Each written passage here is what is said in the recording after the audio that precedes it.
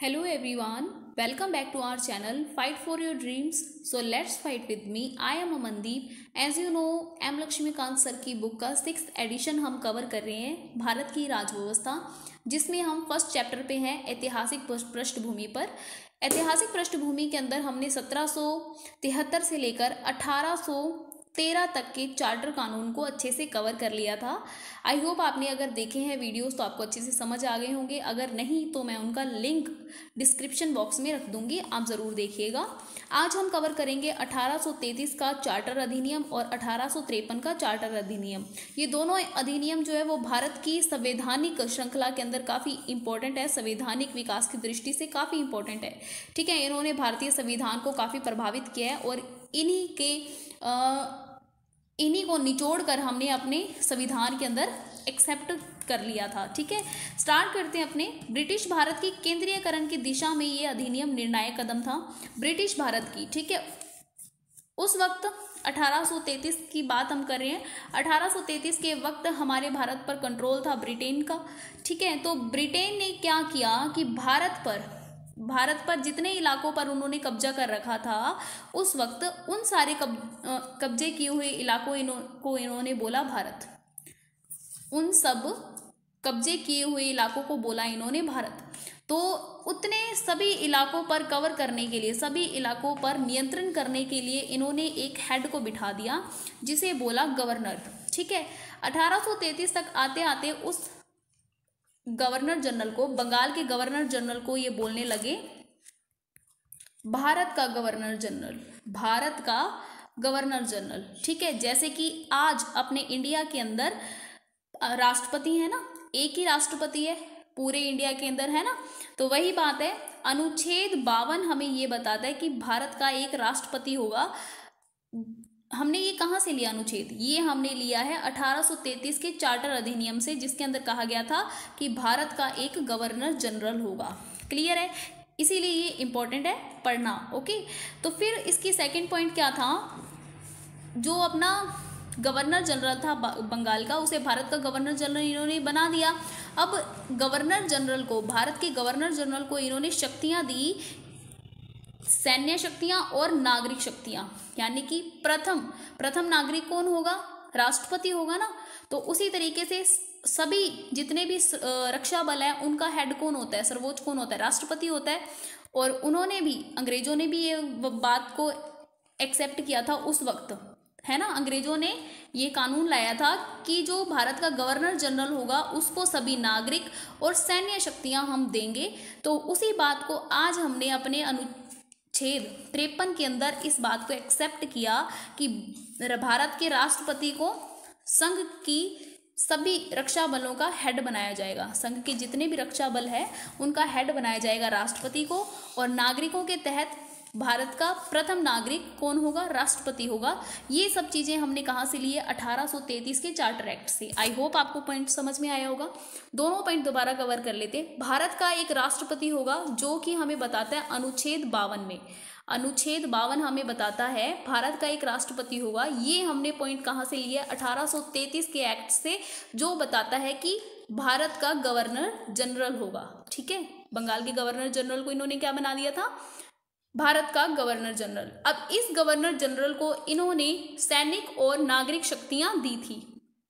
और आगे चलकर हमने अपने संविधान के अनुच्छेद 53 के अंदर ये लिखा कि राष्ट्रपति संघ के रक्षा बलों का सर्वोच्च होगा। ठीक है, आई होप ये पॉइंट समझ आ रहा होगा आपको। ठीक है, तो लॉर्ड विलियम बेंटिंक जो थे वो भारत के प्रथम गवर्नर जनरल थे। यूं कह लीजिए कि भारत के, आजाद भारत के नहीं, भारत के प्रथम राष्ट्रपति कौन थे? Lord William Bentinck. ठीक है, एक पॉइंट लर्न करने के लिए, गवर्नर जनरल ही तो आगे चलकर क्या बने? राष्ट्रपति बने ना। क्लियर है, गुड। फिर उसके बाद में देखो, इसने मद्रास और मुंबई के गवर्नरों को विधायिका संबंधी शक्तियों से वंचित कर दिया। यानी कि मद्रास और जो बम्बई के अंदर गवर्नर नियुक्त किए गए थे, जैसे कि राष्ट्रपति के अधीन गवर्नर होते हैं ना राज्यों में, उसी तरीके से बंगाल के गवर्नर जनरल के अधीन रखे गए थे गवर्नर। तो उन गवर्नरों को इन्होंने पहले तो कहा था कि आप अपने क्षेत्रों के लिए कानून बना लीजिए।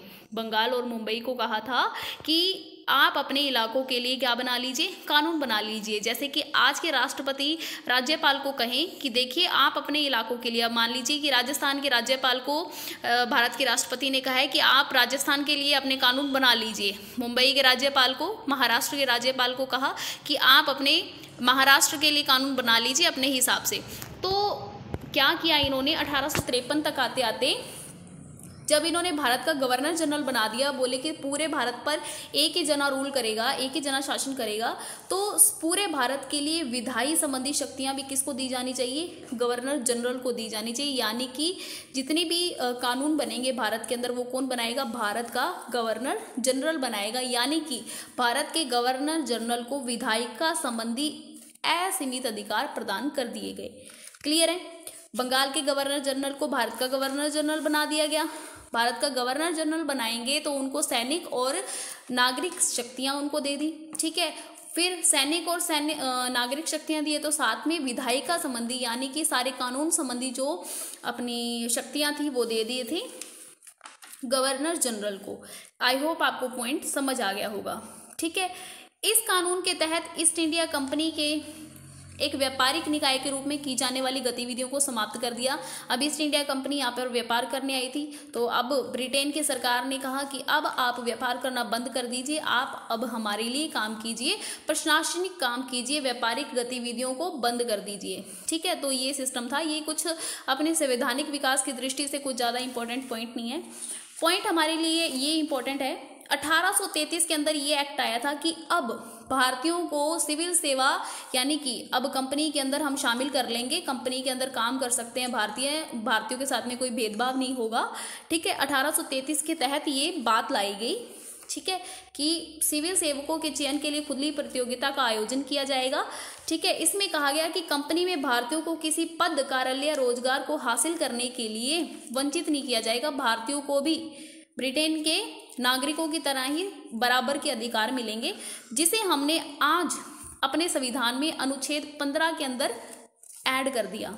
उस वक्त लाए गए कानून को हमने आज के अनुच्छेद 15 में ऐड कर दिया। हमने कहा, आज भी हम इस बात को मान रहे हैं कि किसी भी भारतीय व्यक्ति को धर्म, जाति, लिंग, वर्ग, लिंग के आधार पर भेदभाव नहीं किया जाएगा, उसे सरकारी नौकरियां मिलने का अवसर बराबर दिया जाएगा हर एक किसी को। ठीक है, ये बात हमने कहाँ से लिया, अनुच्छेद 15, ये हमने 1833 के चार्टर एक्ट से ली थी। ठीक है, चार्टर एक्ट से ली थी। हालांकि इस बात को बोर्ड ऑफ डायरेक्टर्स ने नहीं माना था। ठीक है, इस प्रावधान को नहीं माना था board of director. Board of director कौन थे, जो कंपनी ईस्ट इंडिया कंपनी का जो प्रबंधन देख रहे थे ना, वो है बोर्ड ऑफ डायरेक्टर।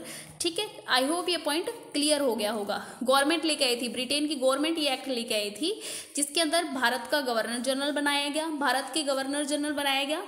तो यानी कि भारत के गवर्नर जनरल से हमने पॉइंट उठाया कि हमारा भारत का एक राष्ट्रपति होगा, जो कि अनुच्छेद 52 हमें बताता है।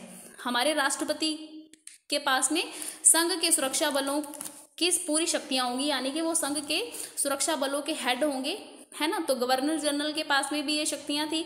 फिर उसके बाद में गवर्नर जनरल के अधीन लाए गए जितने भी गवर्नर थे, सभी को विधायिका संबंधी शक्तियों से वंचित कर दिया। पूरे भारत के लिए एक गवर्नर जनरल ही कानून बना रहा था। ठीक है, क्लियर है, आई होप समझ आ गया होगा। ओके, उसके बाद में 1833 में ये एक्ट लाया गया कि किसी भी भारतीय के साथ में कोई भी भेदभाव नहीं किया जाएगा, जिसे हमने अनुच्छेद 15 के अंदर लिख दिया कि किसी भी भारतीय के साथ में जाति, वर्ग, लिंग के आधार पर कोई भेदभाव नहीं होगा। ओके, तो ये 1833 का एक्ट खत्म होता है। आई होप आपको अच्छे से समझ आया होगा। समझते 1853 का चार्टर अधिनियम। अगर आपको वीडियो अच्छा लग रहा है तो प्लीज़ लाइक कर दें, आपको समझ आ रहा है तो। अगर आप कुछ मुझे सजेशन देना चाहते हैं तो आप कमेंट बॉक्स में कमेंट लिख सकते हैं। इस वीडियो का PDF फाइल भी आपको मिल जाएगा हमारे टेलीग्राम चैनल से, उसका लिंक मैं पिन कमेंट के अंदर दे दूंगी, आप जाकर PDF ले सकते हैं। समझते हैं 1853 का चार्टर अधिनियम। 1793 से 1853 तक के दौरान ब्रिटिश संसद द्वारा पारित किए गए चार्टर अधिनियमों की श्रृंखला में ये काफ़ी इंपॉर्टेंट है 1853 का चार्टर अधिनियम। ठीक है, अब देखो गवर्नर जनरल की जो परिषद थी, गवर्नर जनरल की हेल्प के लिए जो परिषद बनाई गई थी, उनको परिषद को कहा गया कि देखो इतने जने आप हो, कम हो, 4 जने हो आप, तो आप ऐसे करते हैं कि एक परिषद के अंदर थोड़े जने और ऐड कर देते, 6 जने और ऐड कर देते, यानी अब परिषद के अंदर 10 जने हो गए थे 1853 के अंदर। ठीक है, अब इस परिषद के विधायी कामों को और पालिका के कामों को अलग कर दिया गया। ठीक है, प्रशासनिक कार्यों को अलग कर दिया गया। गवर्नर जनरल की परिषद के विधायी और प्रशासनिक कार्यों को अलग अलग कर दिया गया। ठीक है, गवर्नर जनरल के लिए नई विधान परिषद का गठन किया गया। ठीक है, इसके अंदर जो अब ये नई परिषद बना रहे हैं इसको कहा गया भारतीय विधान परिषद। भारतीय विधान परिषद। गवर्नर जनरल के लिए जो पुरानी अपनी काउंसिल चल रही थी ना, उसके अंदर 6 जनों को और ऐड कर दिया। पहले 4 जने की परिषद थी, वो 4 उसके अंदर सदस्य बैठते थे, लेकिन अब 6 नए पार्षदों को जोड़ दिया गया था और उन पार्षदों को कहा गया विधान पार्षद। क्लियर है। गवर्नर जनरल को पूरी शक्तियां दे दी गई थी। अब गवर्नर जनरल की हेल्प के लिए बैठी थी परिषद।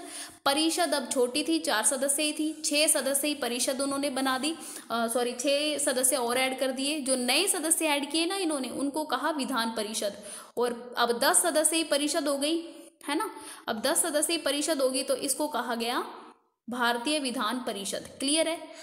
गवर्नर जनरल के लिए जो नई परिषद बनी उसको कहा विधान परिषद, और उसके अंदर जो सदस्य आए उन्हें कहा विधान पार्षद। ठीक है, इस परिषद ने संसद की छोटी संसद की तरह काम किया। अब संसद में तो अपने को पता है कितने सदस्य होते हैं, तो आप कमेंट करके जरूर बताना कि आज अपनी संसद में कितने हैं। ठीक है, तो क्लियर है। परिषद की इस शाखा ने छोटी संसद की तरह काम किया। इस एक्ट ने सिविल सेवकों की भर्ती के लिए खुला आयोजन कर दिया कि अब खुली प्रतियोगिता होगी। ठीक है, 1854 के अंदर भारतीय सिविल सेवा के संबंध में मैकाले समिति नियुक्त की गई। 1854 में 1853 में एक्ट आया था जिसमें कहा गया था कि अब भारतीयों के लिए भी खुली प्रतियोगिता होगी। इंडियंस क्या कर सकते हैं, एग्जाम दे सकते हैं ओपनली। ठीक है, तो एक्ट आया 1853 में। 1 साल के बाद में ही 1854 में भारतीय सिविल सेवा के संबंध में मैकाले समिति को नियुक्त किया गया कि आप इसका प्रबंधन देखेंगे। क्लियर है। आई होप पूरा पॉइंट समझ आ गया होगा। और इसी बात को हमने अपने संविधान में ऐड कर दिया अनुच्छेद 315 में कि संघ लोक सेवा आयोग का गठन किया जाएगा। संघ लोक सेवा आयोग का गठन अनुच्छेद 315 के तहत किया गया। ठीक है, आई होप पूरा पॉइंट समझ आ रहा होगा। इस एक्ट के द्वारा कानून संबंधी प्रावधानों पर, प्रस्तावों पर गवर्नर जनरल की अनुमति अनिवार्य कर दी गई। कि कहा गया कि परिषद जो भी कानून लेके आएगी, जो भी बात करेगी, जो भी निर्णय लेगी, उस पर हमारे गवर्नर जनरल के साइन होने जरूरी है, उनकी सहमति होनी जरूरी है। जितने भी प्रस्ताव आप लाओगे ना, उसके लिए अनुमति लेनी जरूरी होगी। और इसी बात को हमने अपने भारतीय संविधान के अंदर ऐड कर दिया कि भारतीय संविधान का अनुच्छेद 111 ये बताता है कि संसद द्वारा कोई भी विधेयक पारित होगा वो राष्ट्रपति की अनुमति के बाद में ही कानून बनेगा। आई होप ये पूरा पॉइंट समझ आया होगा आपको। क्लियर है। अब आप एक बार रिवाइज कर लेना, जो बात बताई है। PDF आप ले सकते हैं। अगर वीडियो आपको अच्छा लगा है तो प्लीज़ आप लाइक कर दें, कमेंट करें, शेयर करें, और अगर चैनल पर नए हैं तो चैनल को सब्सक्राइब कर लें। तब तक मिलते हैं नए टॉपिक के साथ में। ताज का शासन अपने कल से कवर करेंगे 1858 से 1947 तक का। ओके, मिलते हैं नए टॉपिक के साथ में। तब तक के लिए बाय, टेक केयर एंड जय हिंद।